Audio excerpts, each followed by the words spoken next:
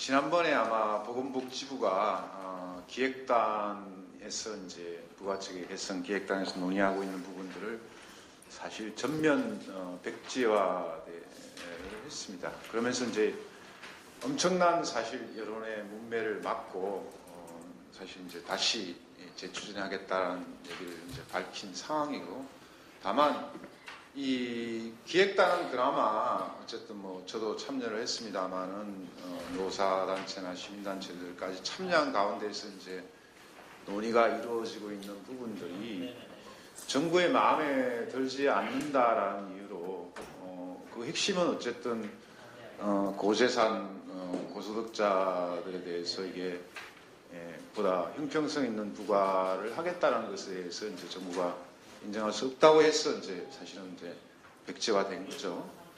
그랬을 때 지금 현재 정부가 하겠다는 건 정부하고 여당만 짜가지고 이제 안을 내겠다는 것이기 때문에 기존에 지금 논의된 부분보다도 훨씬 더 후퇴된 안이 나올 가능성이 높다라고 이제 판단이 됩니다. 그런 점에서 오늘 그 정의당이 이런 토론회를 개최하게 된 상당히 정말 시적절한 게 아닌가 이런 생각도 들고요. 또 오늘 그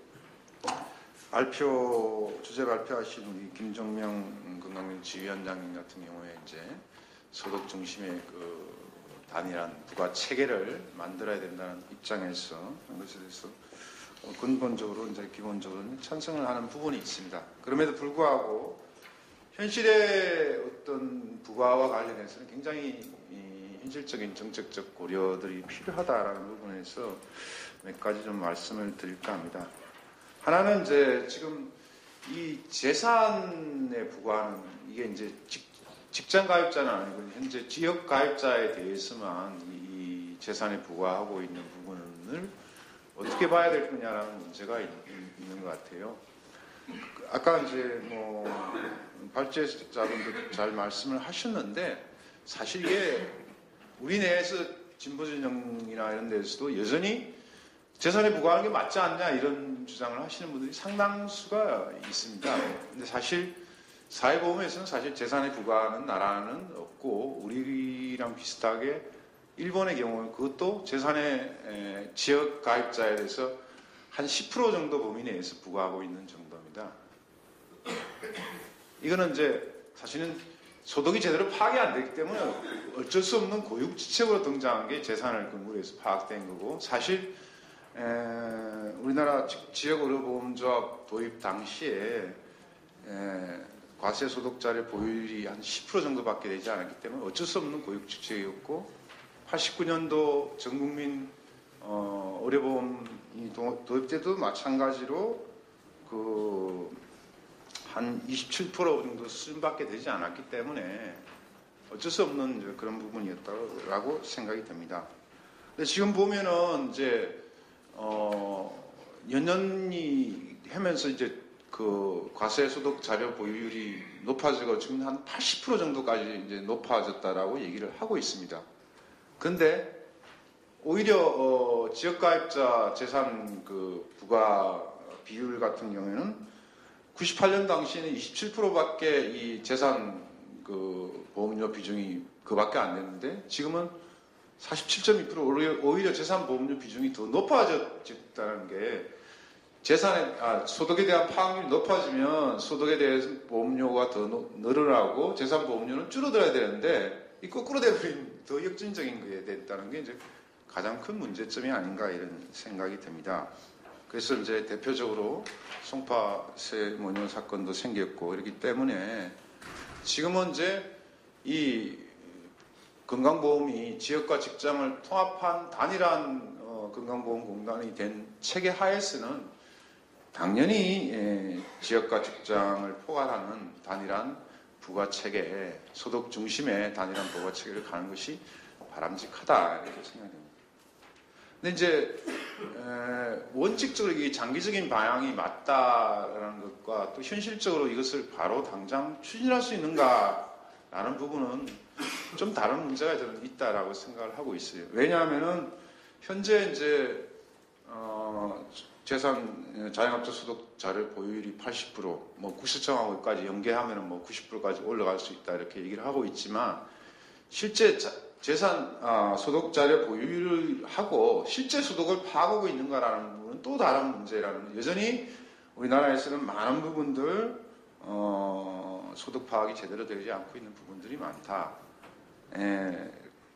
한국은행이나 국회예산정책처는 뭐 소득 파악률 62%밖에 자영업자 소득 파악 61%밖에 되지 않는다. 심지어는 뭐 40%대밖에 되지 않는다는 연구 논문들도 나와 있습니다. 거기다가 직장 가입자는 거의 100% 소득에 대해서 다 보험료가 부과되는데 지역 가입자는 또 필요경비가 한 90% 가까이 인정되기 때문에 실제 소득에 대한 그 보험료 부담 부분은 또 굉장히 떨어지는 부분이라고 생각을 할 수 있는 거죠.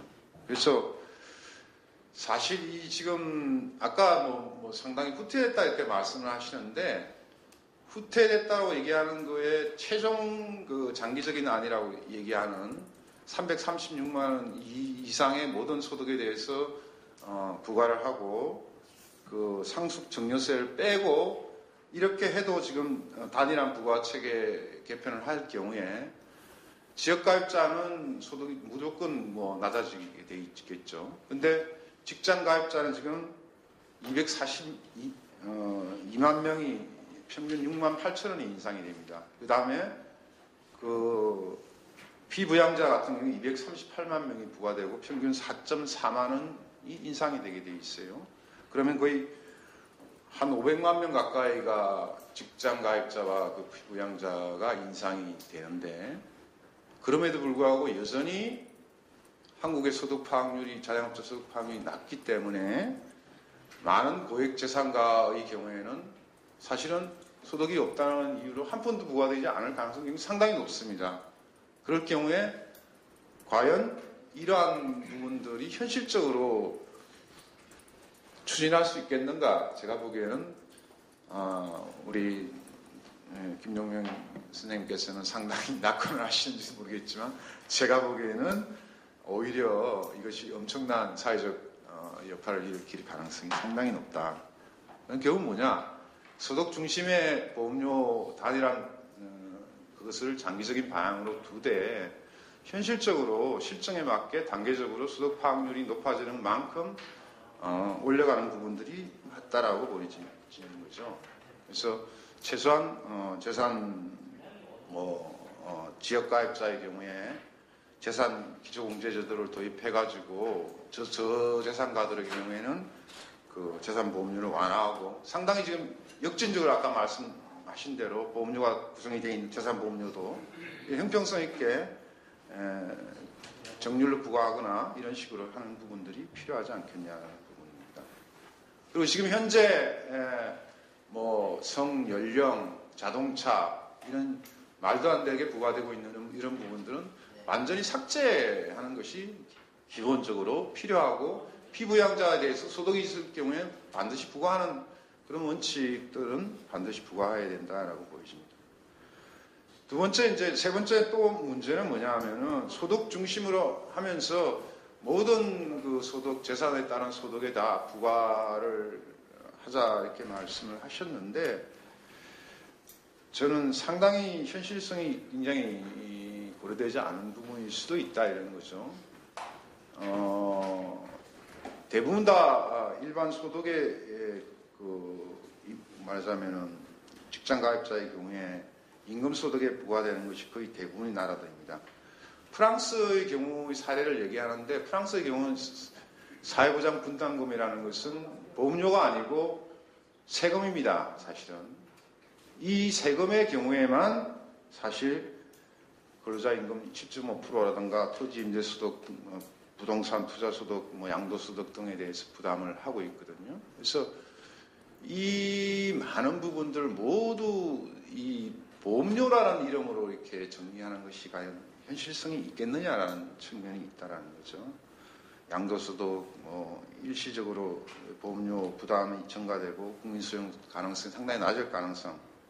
또 퇴직소득의 경우에 상당수 일반 노동자들이 정리해고나 중도 퇴직돼 가지고 실업자 신세가 돼 있는 사람들한테 갑자기 이 퇴직금이 뭐 몇백만 원, 몇천만 원 있다고 해서 그 세금을 매겼을 때 밖으로 뺏는다라는 얘기밖에 안 나올 겁니다. 제가 보기에는.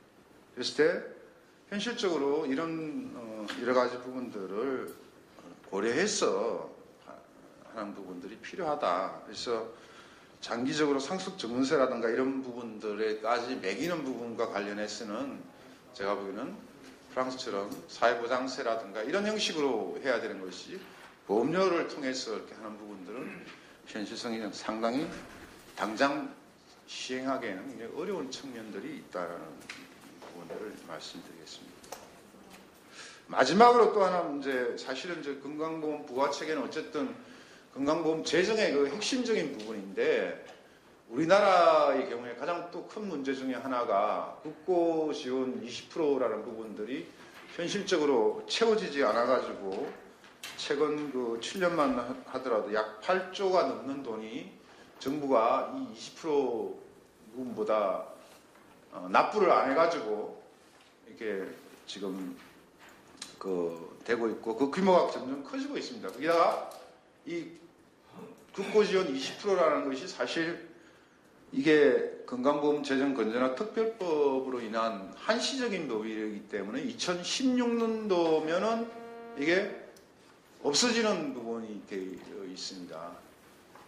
그래서 오히려 어떤 의미에서는 이 보험료 부과체계 개편이 결과적으로는 정부의 부담을 없애고 직장가입자들의 돈만 올리는 그런 결과가 될 가능성이 상당히 있다는 거죠. 그래서 저는 보험료 부과체계 개편과 더불어서 기획단에서도 얘기 나왔습니다만은 현행 국고지원 20% 부분들이 반드시 이루어지고 만일 연말정산해서 그것이 20%가 안 됐을 경우에는 정산을 했더라도 그 부분들을 정부가 지급하는 부분들을 법 개정안에 분명히 명시를 해야지 되지 않겠냐라는 겁니다. 이미 2012년도에 이미 입법 발의안도 있었기 때문에 그런 부분들이 같이 이루어져야 된다라고 말씀드리겠고요. 그래서 지금 현재 그 정부 여당이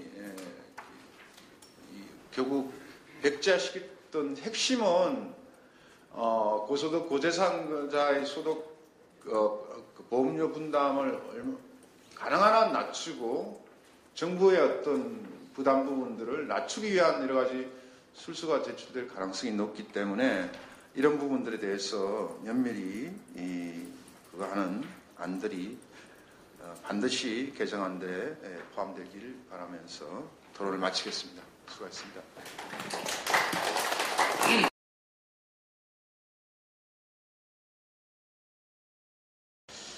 저는 그 현장에서 직접 이제 아까 사례도 발표를 하셨는데 그런 민원들을 직접 이제 몸으로 부딪히는 노동자 입장에서 몇 가지를 말씀을 드리고자 합니다. 그 한 2년 동안에 뭐 홍보라든지 뭐 부가체계 개편의 필요성에 대해서는 뭐 그 이전부터 계속 그 논의는 되어 왔습니다. 되어 왔는데 사실상 이제 저희들이 현장에서 느끼고 보는 거는 가장 심각한 문제가 부가자료를 그러니까 건강보험공단에서 쓰고 있는 자료 그러니까 국세청의 소득자료라든지 재산자료라든지 이런 게 건강보험공단에서 생산하는 자료가 아닙니다. 소득자료는 국세청으로부터 자료 연결을 통해서 받는 거고요. 그리고 재산자료는 그 국토건설부를 통해서 이제 자료 연결을 통해서 받는 겁니다. 근데 이 원시 자료가 사실상 굉장히 형평성을 결여하고 있다라고 저희들은 그 체득을 하고 있습니다. 그게 무슨 얘기인가 하면 일례로 한 가지 사례를 들도록 하겠습니다. 2007년도, 2006년도 말 현재 서울시 개인택시 사업자들, 그 개인택시 많이 다니지 않습니까? 그 사업자 연간 소득 금액을 갖다 확인을 해보니까 197만 원이더라고요. 근데 쭉 이제 그 발제하시는 분도 말씀하셨고 또 김태현 그 연구위원님도 말씀하셨지만은 이게 이제 카드 사용이라든지 아니면은 현금 영수증 뭐 요즘 택시 타도 전부 다 카드 뭐 끊는 분들이 많지 않습니까? 국세청에 자료를 다 했습니다. 근데 2013년도 말 현재 그 서울시 개인 택시 사업자 그 연간 소득은 180만 원 오히려 낮아졌어요. 그게 현장에서는 어떻게 그 민원화되는가 하면은 나의 소득을 조사할 수 있는 우리나라의 유일한 기관인 구세청에서 내 소득을 연간 180만 원이니까 월 15만 원입니다. 월 15만 원 그 조사를 해갔는데 왜 이 건강보험료를 10만 원을 내라고 하느냐. 나는 그러면 5만 원 가지고 먹고 살아라는 얘기냐. 이거거든요. 그 아까 24쪽에 보시면은 저 발제 하시는 분이 이제 지역가입자 재산 수준별 세대수 현황이라고 쭉 나와 있는데 이것도 지금 3억 초과, 6억 초과라고 되어 있지만 이거는 현장에서 거래되고 있는 시세를 반영한 게 아닙니다. 자료 연계 시에 그 연계되는 자료 기준입니다. 그러니까 뭐 통계적으로는 보면은 발표하는 게 이제 주택 그 자료 같은 경우에는 현 시가의 한 70% 정도 반영을 하고 있다라고 얘기를 합니다. 근데 저희들 현장에서 느끼는 거는 그보다 훨씬 낮다는 얘기입니다. 그래서 지금 현 제도 안에서 한 가지를 예를 더 든다면요. 연금소득, 아까 저기 사례를 통해서도 말씀하셨지만 연금소득이 발생이 되면은 자영업자 소득하고 100% 이거 적용을 안 합니다. 20%만 연금소득은 20%만 적용을 합니다. 무슨 얘기인가 하면은 자영업자 소득이 최소한도 그 연금소득은 연금소득 받는 금액이 그대로 다 연계되는 거 아닙니까? 근데 자영업자 소득 같은 경우는 아까 뭐 김태현 그 연구위원도 말씀을 하셨지만은 이게 제대로 관리가 안 되다 보니까 소득 자료 자체를 가지고 이거를 현실의 소득이라고 보기가 상당히 힘들 정도로 그 낮게 책정하는 것 같아요. 그래서 제가 구세청 관계자하고 한번 면담을 해봤습니다. 면담을 해보니까 구세청에서는 이 소득 파악에 투입할 인력과 물적 장비가 없다.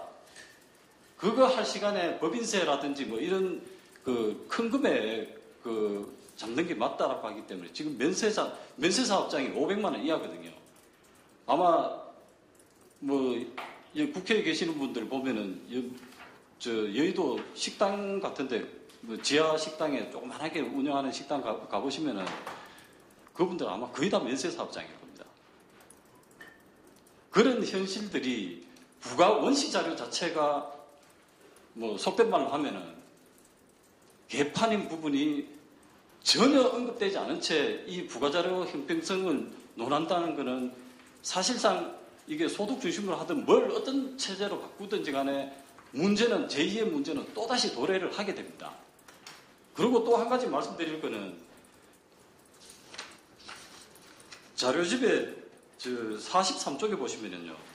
연도별 의료 보장 현황이라고 되어 있습니다. 여기 보시면은 의료급여는 그야말로 이제 국가에서 의료에 대해서는 급여를 해주는 사람들입니다. 이분들은 건강보험료를 안 냅니다.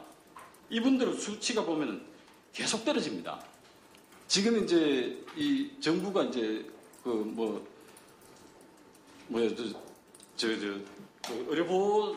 그러니까 이제 의료급여 숫자를 계속적으로 지금 하락시키고 있습니다. 하락시키고 있는데요. 이분들이 소득을 그러니까 이제 보험료를 부담할 능력이 없음에도 강제로 이제 국가 정책에 의해서 강제로 이제 건강보험 가입자로 어쩔 수 없이 밀려나게 됩니다.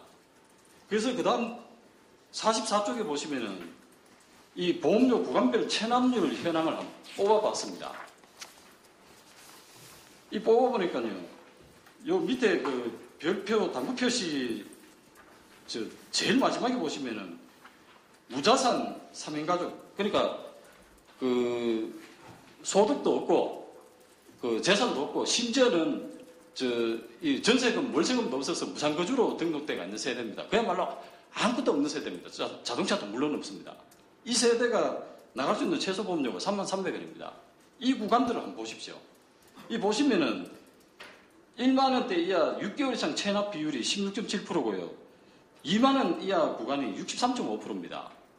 이거하고 10만 원 이상 보험료 6개월 이상 체납률 0.2%입니다. 이 2만 원, 3만 원대 보험료 이분들이 제도 거부자입니까? 아닙니다. 이분들은 아무리 보험료를 깎아줘도 납부할 형편이 안 됩니다. 그래서 이게 국가 정책에 의해서 어쩔 수 없이 건강보험으로 가입자로 전환이 돼갖고 최소의 보험료를 부과를 하지만은 이 보험료조차도 못 내서 실질적으로 사각지대입니다. 이분들은 병원에 6개월 이상 체납되면은 이 병원 급여 이용하는데 제한이 되어 있습니다. 그래서 이런 문제들이 사실상 이 부가체계 개편 논의에서 같이 논의가 되어줘야 됩니다. 기획단 최종 발표 결과를 보면요, 다른 부분들은 앞서서 다 언급을 하셨기 때문에 제가 언급을 안 드리고요. 최소보험료라고 해서 재산도 없고 자동차도 없고 소득 자료도 없고 이런 분들은 최소보험료 16,480원을 부과합니다. 이 표에서도 보시면은 16,480원보다 낮은 계층이 많습니다.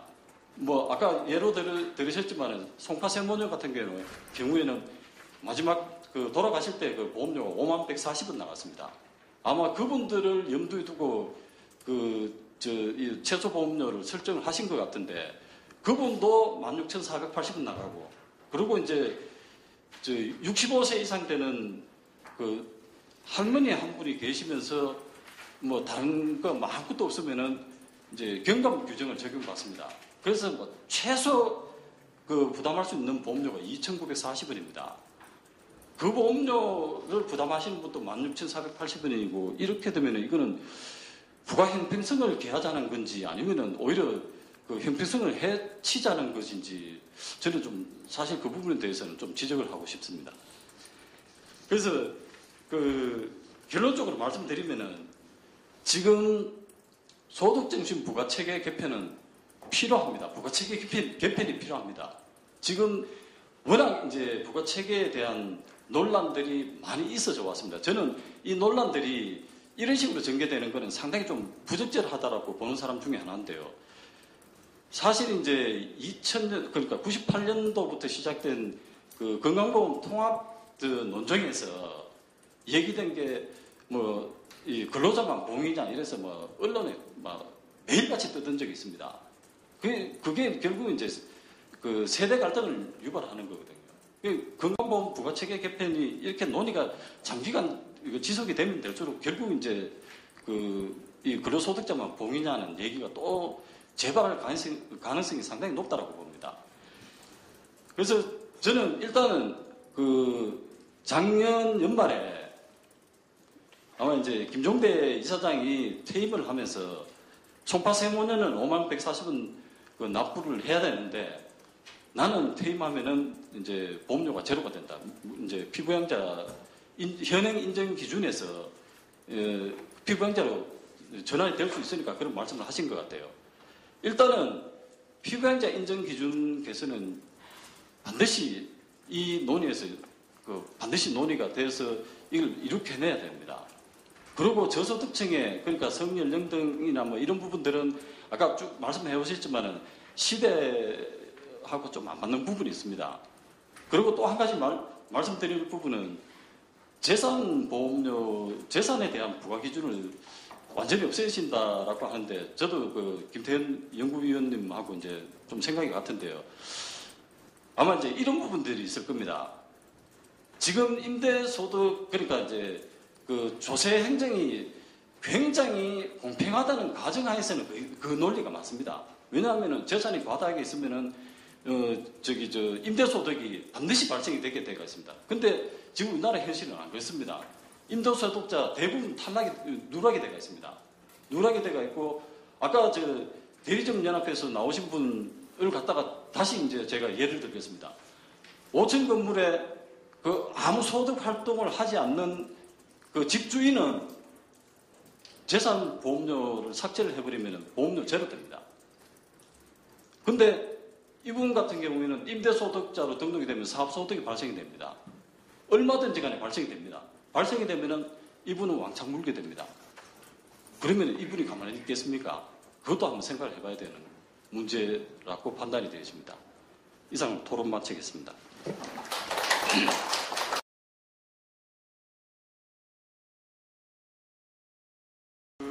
건강보험료 부가체계 개편과 관련된 사회적 논쟁과 현 상황에 관련해서 좀 우려되는 부분을 중심으로 이제 몇 가지 먼저 말씀드리겠습니다. 그러니까 건강보험료 부가체계 개편이라는 게 과연 무엇이냐, 무엇을 위한 것인가, 구조적인 문제와 목적의식 부분에 관해서 현재 기획단이나 정부 여당에서 생각하고 있는 부분은 굉장히 위험스러운 부분들을 내포하고 있다고 저희는 판단하고 있습니다. 무슨 얘기냐면 건강보험 재정을 부담하는 것은 가입자들만이 아닙니다. 가입자가 있고 직장가입자의 사용자, 즉 기업이 있고요. 정부라는 3자의 주체가 재정 부담의 축으로 설계되어 있습니다. 그래서 이 3개의 주체라는 측면에서 종합적으로 접근해야 될 그런 문제인 것입니다. 가입자 상호 간의 보험료 배분 형평성을 제고하는 것은 중요한 문제 맞습니다. 그렇지만 이에 국한되는 부가체계 개선 방안이면은 굉장히 위험한 접근 방식일 수도 있다라고 저희는 판단하고 있습니다.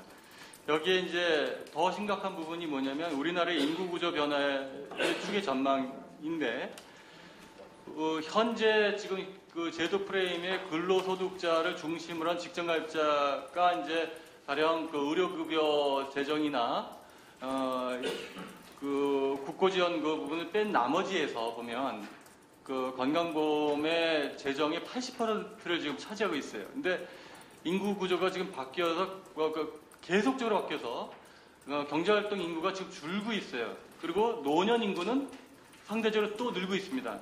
그러니까 이걸 부양비라고 보통 노년 부양비라고 우리가 표현하고 있는데 2060년 정도까지 가면은 노년 부양비가 80%까지 육박한다는 거죠. 지금 현재 올해가 18.1%라는데 80%까지 육박한다는 그 추계가 어느 정도 추세를 반영하는 그 객관적인 거라고 한다면 근로소득자들의 비중은 심각하게 떨어질 거라고 추정해야 될 겁니다.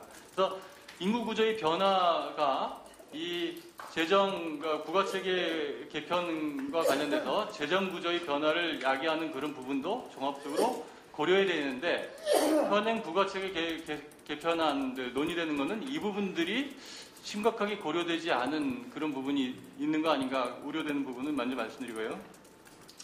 그 다음에 부가체계 개편의 목표가 과연 무엇이냐에 관한 부분은 좀 목표를 분명히 해야 된다고 봅니다. 그 목적이라는 것이 건강보험 보장의 적성성, 보장성을 강화 내지 보장할 수 있는 재정 수익 구조를 마련하고 그 지속 가능성을 확보한다는 것, 그리고 거기에 더 나아가서 독립된 하나의 평등한 요소로서 보험료 부담 주체들의 형평성과 사회 연대성을 구현해 둬야 되는 이 부분들이 염두에 둬야 된다고 생각됩니다. 그래서 생애 주기적인 관점에서 우리가 그 청장년 시기에 근로활동을 하고 은퇴해서 노년기에 지역가입자, 그러니까 직장가입자하고 지역가입자라는 구분은 사실은 생애주기적 관점에서 보면은 한 몸이나 다름없는 그 갈등 구조적인 그런 것이 전혀 아니라는 부분이 이제 먼저 고려되어야 됩니다. 근데 지금 현재의 논의 구조는 굉장히 갈등 구조적인 논의로 진행되는 것 역시 굉장히 우려스럽다고 저희는 판단하고 있습니다. 그래서 현재 다만 이제 이 부분을 아울러 볼 때 보면은 과연 이 건강보험 재정과 관련된 부분에서 가입자 사이드에서 부담해야 될 몫을 얼마 정도 전체 제도 설계에서 어느 정도로 감당할 것인가에 관한 부분을 사회적 합의를 통해서 정해야 될 것 같고요. 먼저 현재 우리 제도 기준으로 하면은 그 의료급여 부분을 그거는 실제 제도와 바뀔 것이라고 가정한다면 현재의 직장가입자 포션을 지금 80%로 지금 설정하고 있다고 보시면 됩니다.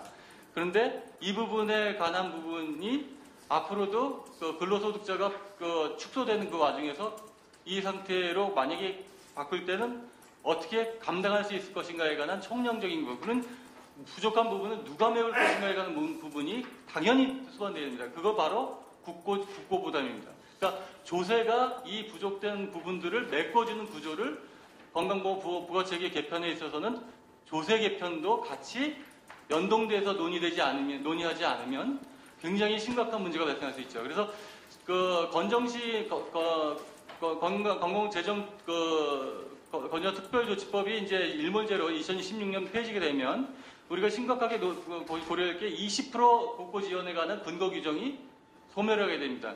저희가 우려하는 부분은 뭐냐면 부가체계 개편과 관련돼서 이 부분이 논의가 이상하게 정부 사이드에서 생략되어 있다는 거죠. 그러니까 촉구하는 정도의 개선단의 권고 정도만 있는 것이지 이 부분에 대한 사회적 약속이나 이런 부분이 결여되어 있다는 거죠. 심지어는 우리가 초고령 사회를 갈 때 현재 그 제도에서 20% 국고 지원 이런 거는 턱없이 부족해요. 일본이 고령 사회를 가고 있는 때 국고 보조의 비율은 지금 38%를 돌파하고 있습니다. 그러니까 무슨 얘기냐? 가입자가 감당할 수 있는 정도의 재정 규모를 넘어선다는 거예요. 건강보험에 소요되는 재정이.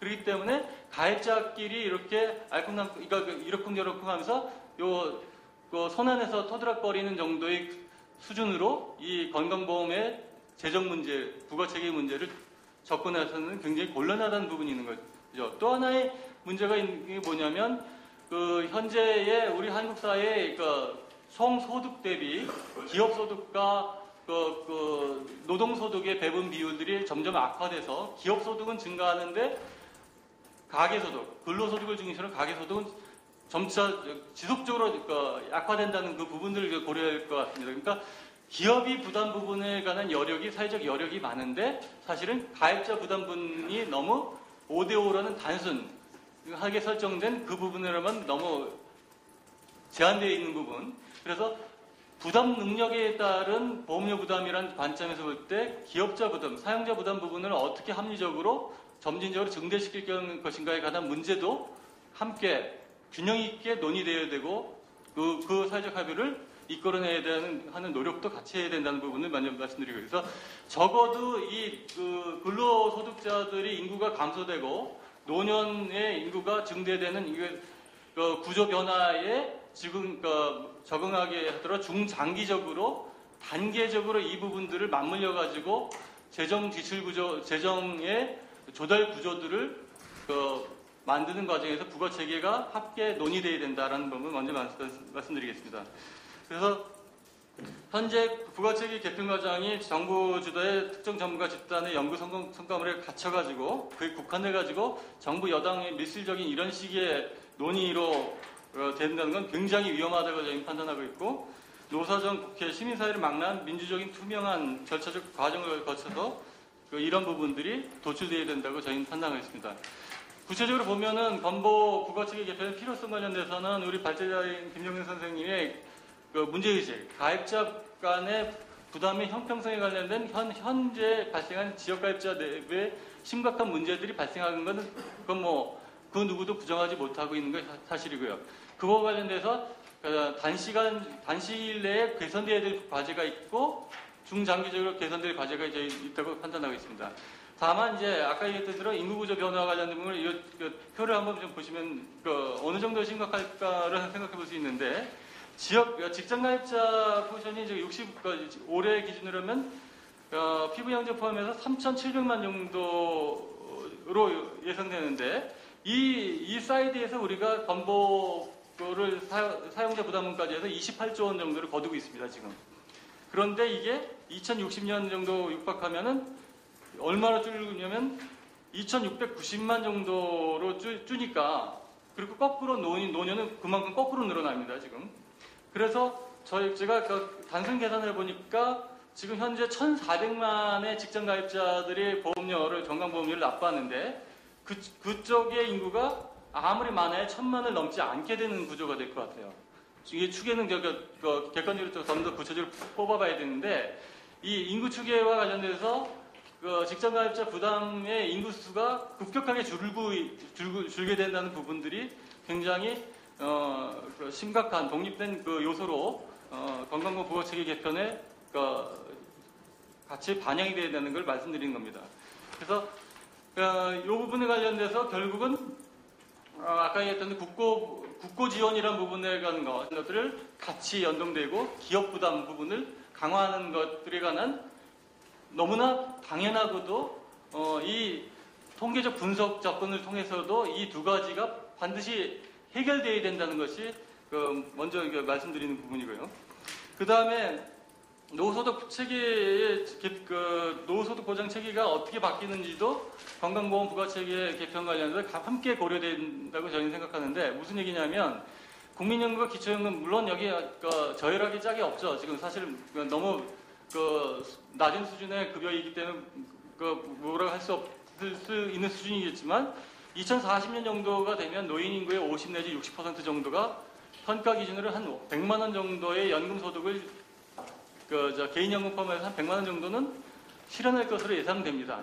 그래서 특수직역연금까지 포함하게 되면 노년에 있어서도 현금 소득들이 일반적으로 발생하는 그런 시대가 도래될 가능성이 있죠. 그러니까 시대적 변화, 인구구조 변화와 이 노후소득 보장 체계가 변화하는 것들을 맞물려서 건강보험 부가체계에 있어서 소득 단위 부가체계를 가느냐, 아니면 현재와 같은 재산 기준을 매칭해서 지역가입자 간에 매칭해서 할 것이냐에 관한 부분의 논의는 신축적으로 적용할 수 있는 것이 아닌가 하는 게 저의 의견입니다.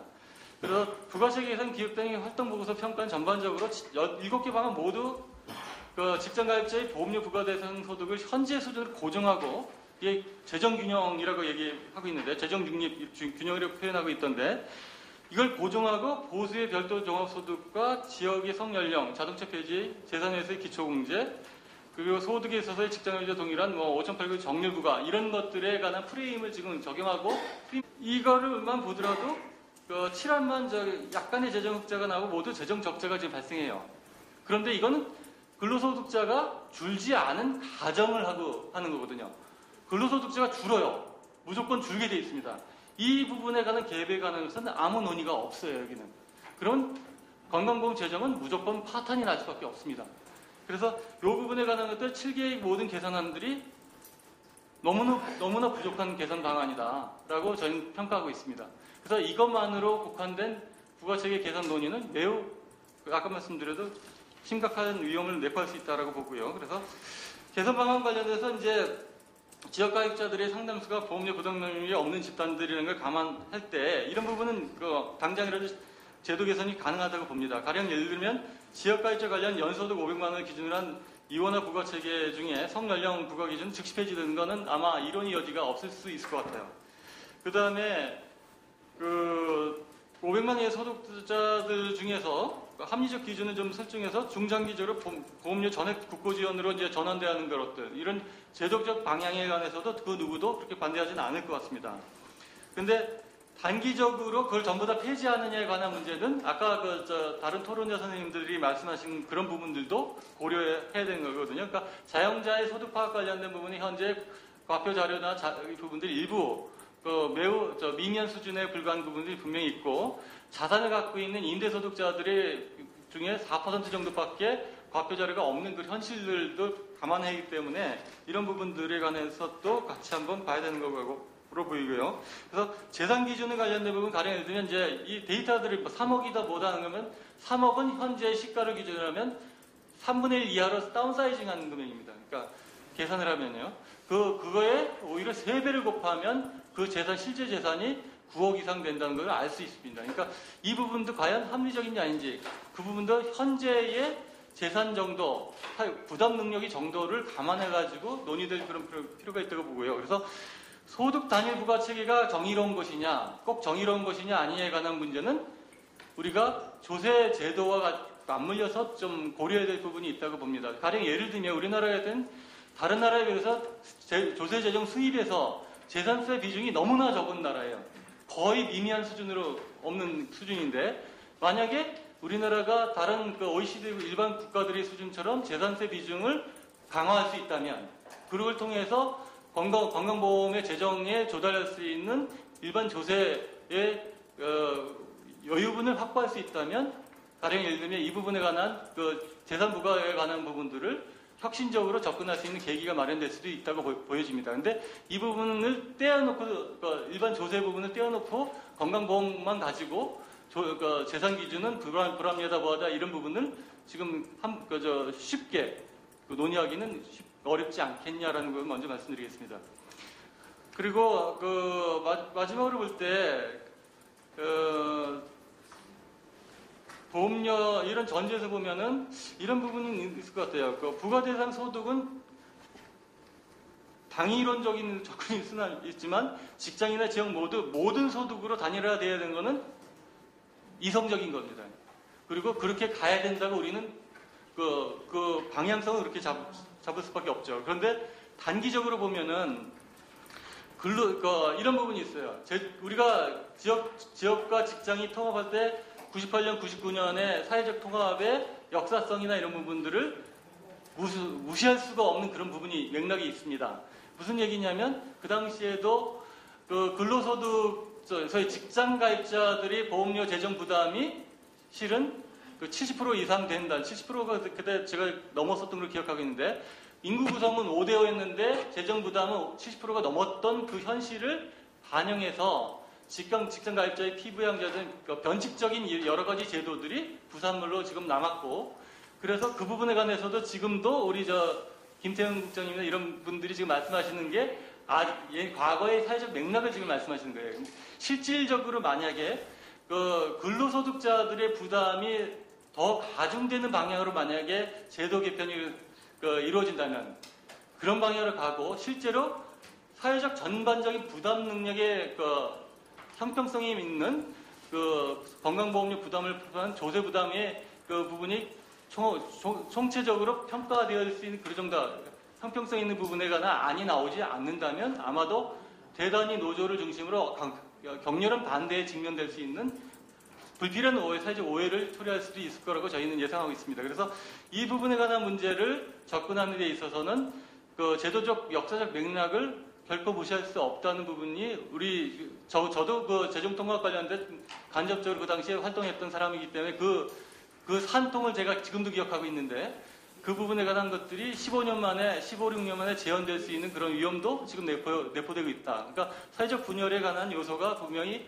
여기 폭발적인 요소가 내재되어 있는 부분이라는 것들을 좀 먼저 말씀드리고요. 그래서 점진적인 방안들이 그러니까 모든 것이 한 번에 쏟아져가지고 정리될 수 있는 방안은 사실상 현실적으로 실현 불가능하다고 생각되고 점진적인 접근 방식이 있어야 될 텐데 그래서 그 부분에 관한 것들을 특히 직장가입자 피부양자의 문제도 사실은 원래는 불법입니다. 지금 현재 소득이 있는 피부양자가 지역가입자를 가지 않고 있는 것 자체는 현행법상으로도 원래 예정되는 거 아닌데 시행령에서 멋대로 피부양자의 기준을 4천만 원이 뭐냐면 임의로 정한 거예요.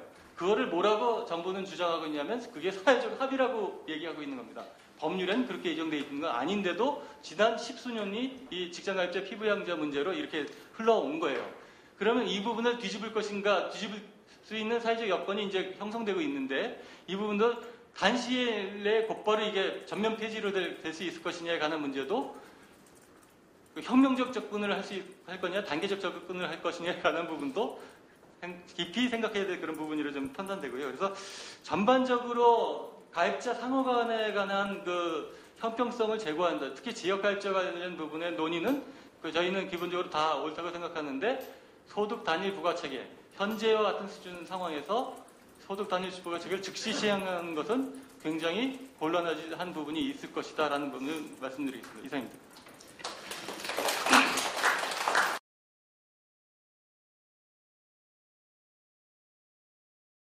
건강보험의 보장성이 어느 정도 높아질 거냐 이걸 높이기 위해서 우리가 건강보험 부과체계도 바꾸고 그 다음에 직장가입자들이 이 정도 돈을 만들고 지역가입자들이 이 정도 돈을 만들고 정부가 이 정도 돈을 대자 논의가 이렇게 되면 우리 어르신들이 그래 내가 이제 틀니가 의료보험이 되겠네 임플란트 의료보험 되겠네 치과질환 대부분 다 의료보험 되겠네?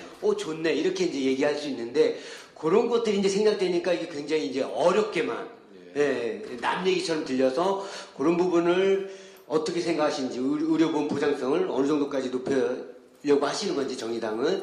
그 얘기 한번 이제 묻고 싶고요. 그 다음에 이제 우리 김태현, 우리 선생님한테 묻고 싶은 거는, 과연 이게 이제 부가체계 개편이 이렇게 막 바뀌게 되면, 딱 봤을 때는 이제 이렇게 직장 다니는 사람들이 좀 뭔가 피부양자한테도 뭔가 과세되고 이러면 직장 가입자들의 가족이라든가 직장 가입자들이 좀 뭔가 손해 날 것 같은 느낌이 버뜩 드는데 과연 이게 이제 그 노동조합에 계신 분들의 전체 의견들이 어쨌든 소득으로 간다는 거에 동의하고 계신 건지 아니면 우리 김태현 선생님 개인의 의견으로 그렇게 가야 된다고 생각하시는 거죠? 이거 우리나라 인구 문제에서 제일 중요한 문제거든요. 베이비부머 세대가 노인 시대로 지금 진입하는 과정에 있기 때문에 지금 현재의 이 의료보험 제도라든가 이것이 앞으로 그 노인이 더 많아졌을 때 어떻게 갈 것이냐 이것에 대해서는 정말 우리가 고민을 안 했던 것 같은데 이 고민을 지시를 해 주셨어요.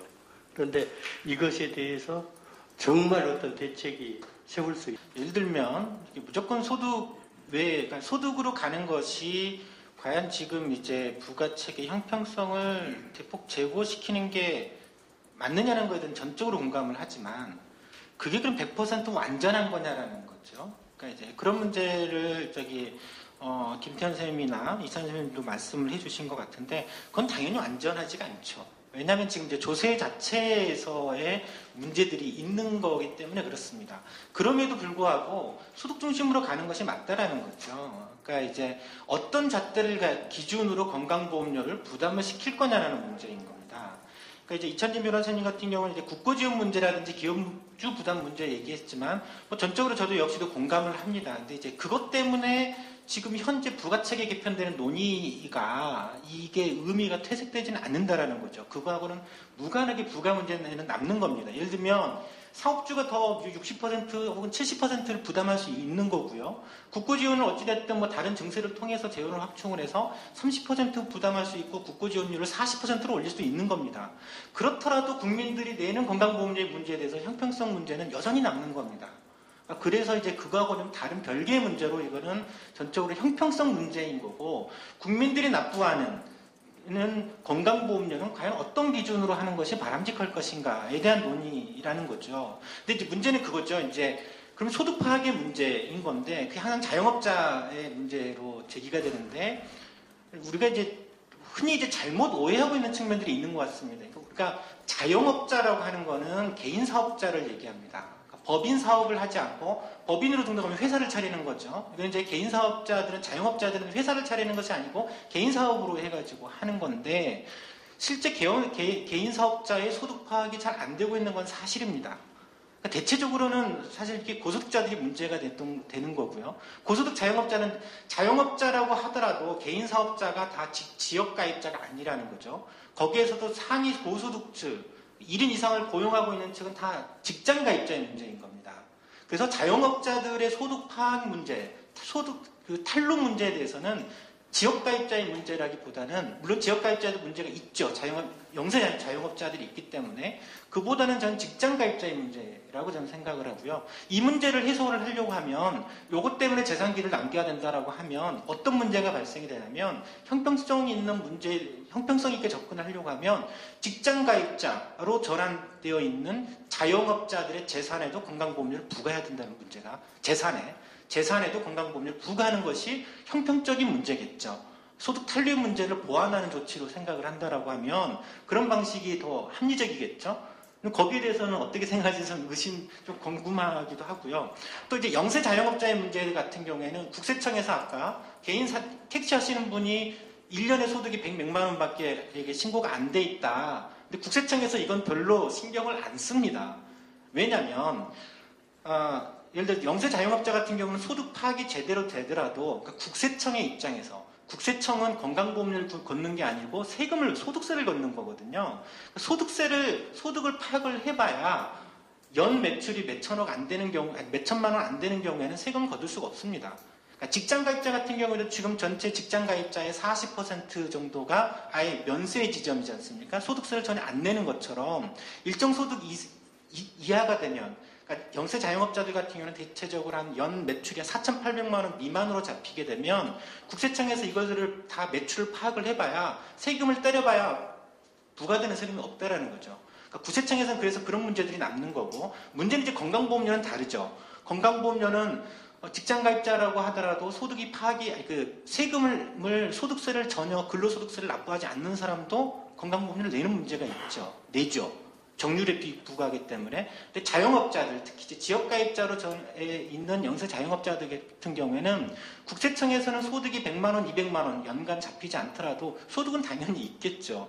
근데 이런 부분들에는 파악이 소득 중심으로만 그 잣대 한 가지로만 들이댄다라고 하면 당연히 이제 그분들은 건강보험료를 굉장히 적게 내는 문제가 발생이 되는 겁니다. 근데 이 문제에 대해서는 당연히 건강보험공단에서도 저는 충분히 보완 조치가 된 걸로 알고 있고, 그 자료는 제가 10페이지 보시면 10페이지에 애초에 이제 건강보험 3가지 개편한 내용에서요, 소득 플러스 소비보험료에서 별도로 되어 있는 거 있습니다. 그러니까 과세소득 자료가 없거나 또는 소득을 탈루한 것으로 의심할 만한 사유가 있는 경우에는 가입자위원회에서 별도로 정하는 기준에 의해서 부과할 수 있도록 했다라고 하는 것을 보완을 하고 있는 거죠.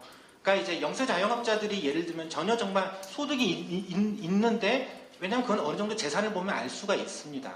그래서 그런 경우라고 하면 추가적으로 건강보험료를 좀 더 별도로 이제 부과할 수 있는 이런 조치들은 있는 거기 때문에 소득 중심이 완벽하게, 물론 소득 파악이 100% 제대로 형평적이게 파악되는 조건에서 시행을 하면 더 바람직하겠지만, 아직까지는 우리나라의 조세 형평성은 그렇지 못하는 속에서 소득 중심으로 가더라도 가야 되는 건 맞지만 보완 조치는 당연히 필요한 거고요. 그런 보완 조치의 문제인 거지, 소득 중심의 부가체계 개편 자체가 비판받아야 될 문제는 결코 좀 아니다라고 생각을 하고요.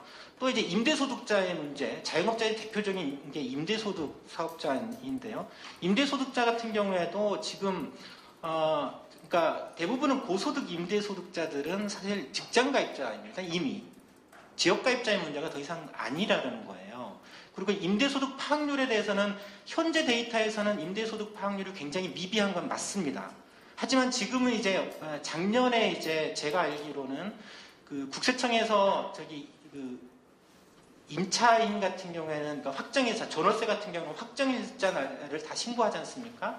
그게 그동안에는 이제 국토부에서만 자료를 보관하고 있었고 국세청에 넘겨주지 않았어요. 그러니까 국세청에서 임대소득에 대해서 임대소득 사업자가 아닌 이상 제대로 파악하고 있지 못했던 것이, 이젠 그 임대소득에 대해서는 국세청에서 소득 파악은 대폭 개선되고 있는 추세로 지금 가고 있습니다. 그래서 사실 임대소득 파악 문제가 과거의 문제로 이게 이제 문제되지는 더 않을 거라고 좀 생각을 하고요. 우리나라 이제 고령화 문제는 물론 이건 별도의 또 중요한 과제고, 그동안 이제 고령화의 문제에 대해서 많은 사회적 논의들과 대비들을 해왔었던 거죠. 근데 이제 사실 뭐 이명박 정부, 박근혜 정부 들어오면서 사실 고령화 문제에 대한 사회적인 대비 자체가 전혀 안 되고 있는 측면들이 있습니다. 이거는 달리 방법은 없죠. 우리 사회가 전체적으로 감당을 해야 될 수밖에 없습니다. 노인 인구가 급증하는 문제에 대해서는 누구의 책임으로 돌릴 것이 아니라 우리 사회가 공동으로 사회연대의 현대의 사회연대를 바탕으로 해서 이거는 해결해 갈 수밖에 없는 문제인 겁니다. 그러니까 장기적으로 보면 노인 인구가 늘어나고 건강보험 재정도 더 계속 증가할 수밖에 없습니다. 지금도 증가하고 있고, 어찌됐든 노인 인구가 증가하고 있고 어쨌든 그 사회에서 건강보험료를 걷어서, 그걸 국민도 부담하겠지만 국고 조세 방식으로도 하고 또 기업도 부담을 더 해야 될 거고, 그런 방식으로 그거는 해결해 나갈 수밖에 없는 이런 문제들이지 않느냐라는 생각이 좀 들고요. 그래서 사실 뭐 우리 사회가 뭐 고령화 관련해서 복지 이슈가 너무 복잡하고 다양해지고 있습니다. 하지만 이 모든 문제를 한꺼번에 건들 수는 없는 문제인 거고, 지금 부가체계 문제에 대해서는 사실은 뭐 국고지원 문제 내지는 기업 부담률 문제가 아니라 국민들 간의, 직장과 지역가입자 간의 건강보험료 형평성 문제에 대한 논의라고 하는 측면들을 좀 이해하시고 좀 접근할 필요가 있다라고 생각을 좀 하고요. 마지막으로 그래서 계속 재산 문제가 걸립니다. 저 역시도 현실적으로 재산을 완전히 없애기는 쉽지 않은 측면들은 있습니다. 실제로는 그래서 한시적으로라도 재산은 공제 방식으로 갈 수밖에 없다라고 생각을 하지만, 정부가 1,100만 원으로 공제를 하겠다라고 하는 거는 그거는 말도 안 되는 겁니다. 1,100만 원 공제하는 건 아무 의미가 별로 저는 없다라고 생각을 하고요.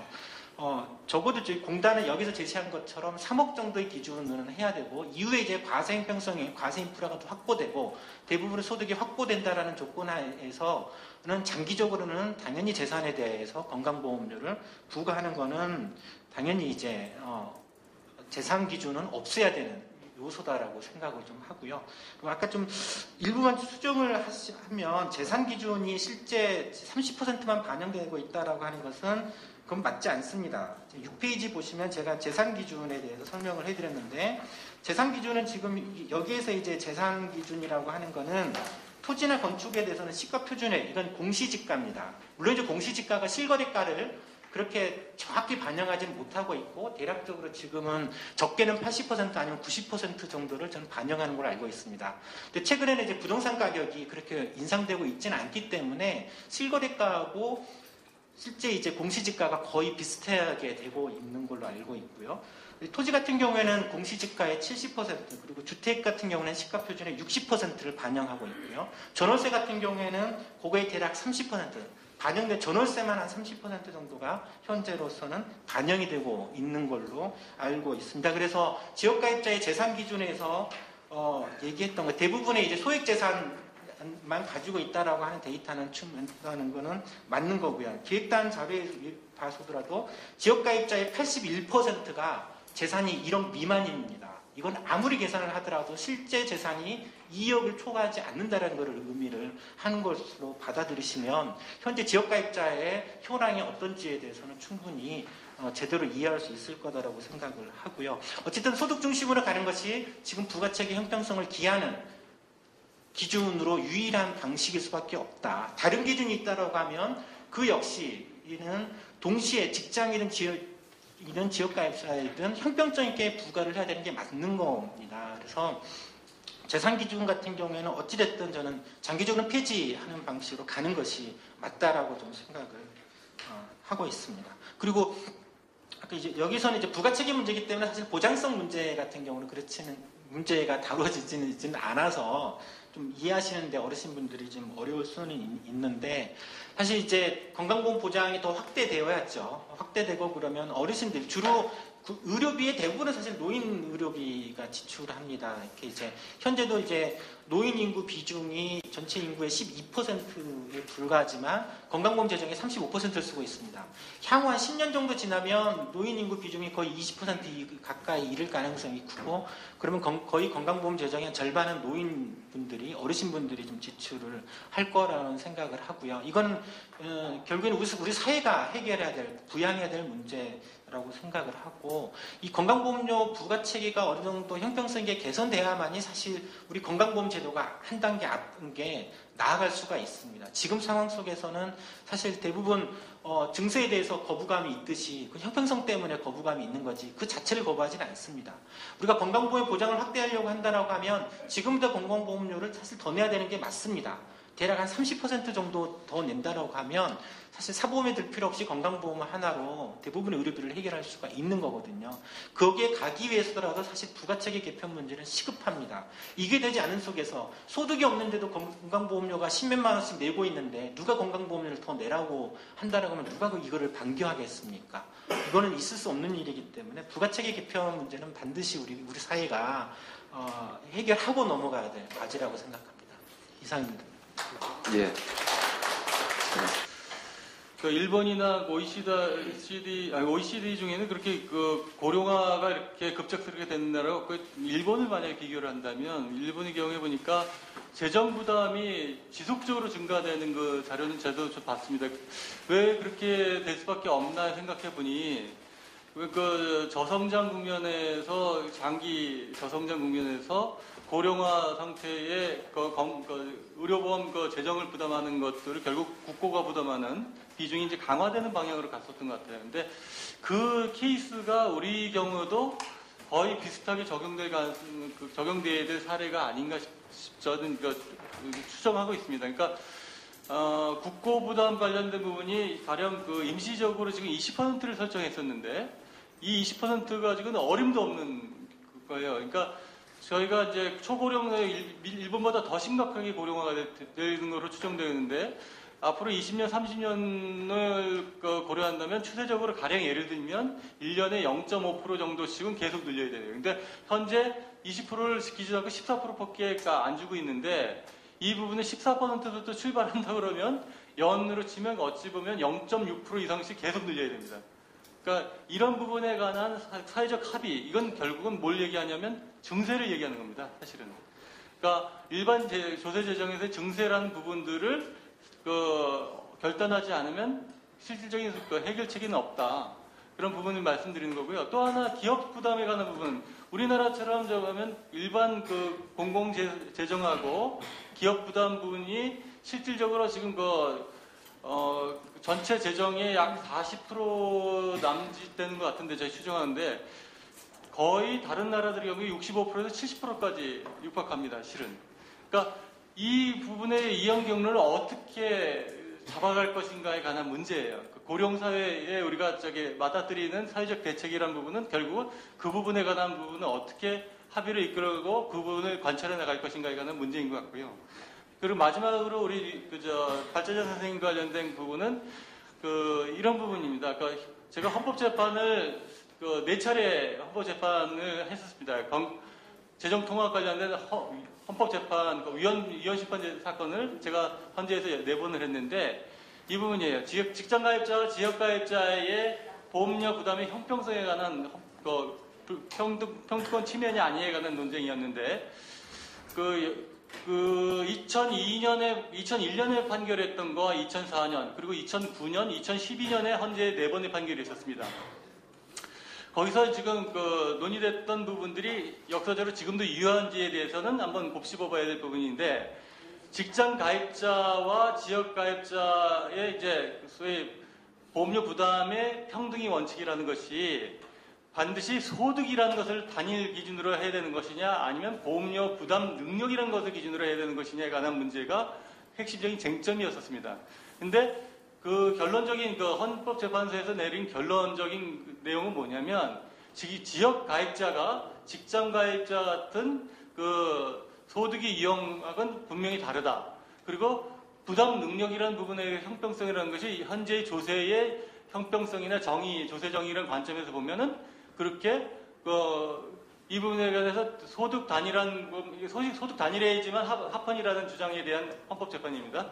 그 부분에 대해서 부담 능력이라는 것이 재산이나 이런 부분을 참작한다 하더라도 결국은 전체적 부담 능력의 형평성이라는 측면에서는 헌법에 위반되지 않는다는 게 계속 결론을 그렇게 낸 겁니다. 근데 이 부분에 관한 헌법재판소의 결론이 과연 독단적인 그런 것이냐 아니면 현실 우리 사회의 건강보험 부과 체계에 관련된 우리 사회의 실력을 반영하는 것이냐에 관한 문제는 곱씹어볼 문제라고 저희는 생각하고 있습니다. 다만 방향성에 관해서는 우리 발자재 선생님이나 지금 논의되고 있는 그런 부분에 관해서는 옳다는 건 먼저 말씀드리겠습니다. 직장 가입자로 현재 상태에서는 직장 가입자 보험료 부과 체계가 훨씬 더 유리합니다. 싸다는 얘기죠. 근데 이제 제가 아까 기획단에 여러 가지 개선 방안이 있음에도 불구하고 최소 보험료만 굳이 언급을 한 이유가 지금 현재 이제 당정협의체가 운영이 되고 있습니다. 그 부분 보면은 당정협의체에서 무슨 논의가 있었는지는 한 번도 들은 적이 없을 겁니다. 근데 아마 저소득층에 대한 감면만 하고 고소득층에 대한 어떤 피부양자 인정제도 개선이라든지 이런 부분들은 아마 취하지 않을 거라는 느낌이 듭니다. 왜냐하면은 연금소득자 같은 경우에 연금소득자 지금 공무원 연금 평균 연금 수급 금액이 260만 원 정도 됩니다. 월. 근데 이분들 지금 뭘 하려고 하고 있습니까? 박근혜 정부에서. 이 연금 개혁을 하자고 하는데 여기에다가 피부양자 인정제도 개선을 해갖고 두 가지 짐을 갖다가 한꺼번에 앉지는 않을 겁니다. 그래서 아마 고소득자에는 개선을 안 하고 저소득층에 대해서만 아마 하려고 하지 않겠느냐 하는 제 추측입니다만은. 그래서 만약에 이제 그렇게 시행이 됐을 경우에 지역가입자, 그러니까 이제 지역가입자에서 1인 이상 고용을 했다라고 해서 이제 직장가입자로 전환해서 낮은 보험료를 부담하다가 지역가입자가 이제 상대적으로 보험료가 낮게 되면 또 엑소더스가 이루어집니다. 이런 식으로 채용했던 사람 해서라도 이쪽으로 넘어갑니다. 지금 현장에서 벌어지고 있는 일들은 상당히 좀 이해하기 힘든 측면이 상당히 많습니다. 부부간에 고용계약서를 들고 와서 30만 원 월급을 받으니까 여기에 직장 가입자로 인정을 해달라고 합니다. 법적으로 거부할 명분은 없습니다. 이런 현상이 다시 빚어지지 않으리라는 그 보장이 없습니다. 저는 그렇게 보고요. 아까 한 가지 그 사무총장님 말씀하셨던 그 부분을 한 가지 좀 첨언을 해드리면은 2002년도에 전체 국민들이 총 부담했던, 그러니까 국고지원금을 제외하고 총 그 부담했던 국민들이 보험료로 부담했던 금액이 한 10조가 조금 넘습니다. 2013년도에 35조만 넘어갔습니다. 근데 2002년도에 비해서 보장성 아까 말씀하셨는데 보장성 어떻게 됐습니까? 오히려 병원 가면은 본인이 부담하는 비용은 더 상승했습니다. 그 통계치도 나와 있지 않습니까? 작년 같은 기준에서 62.5%입니다. 그게 총 그 병원비가 100원이 나왔다면은 62원 50전은 건강보험에서 부담을 하고 공보험에서 부담을 하고 나머지 38원 정도를 갖다 본인이 또 본인 부담금을 내야 된다는 얘기거든요.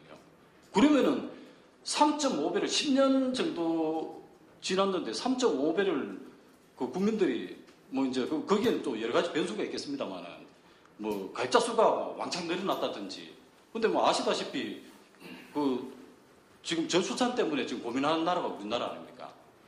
근데도 지금 3.5배가 국민들이 총 부담하는 보험료가 늘어났음에도 불구하고 왜 이런 현상이 빚어지는지에 대해서 정치권이나 시민사회단체나 이거 좀 고민 좀 해야 됩니다. 여러분 잘 아시다시피 국회는 거대 두 개의 정당이 있습니다. 100석이 넘는.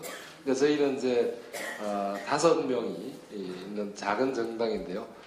저희가 사실은 국회 내에서 입법 발의를 하고 이럴 때 꼭 관철시켜야 되는 목표와 방향을 가지고 할 때도 있고 또 어떤 경우에서는 지금과 같이 어떤 안을 정부가 마련하고 있을 때 그 안에 대한 최소한 좀 더 현재보다 더 나은 방향으로 가기 위해서는 그보다 더 센 얘기를 경우에 따라서 또 해줘야 될 때가 있습니다. 그런 여러 가지 부분들이 함께 있다는 말씀을 드리고요.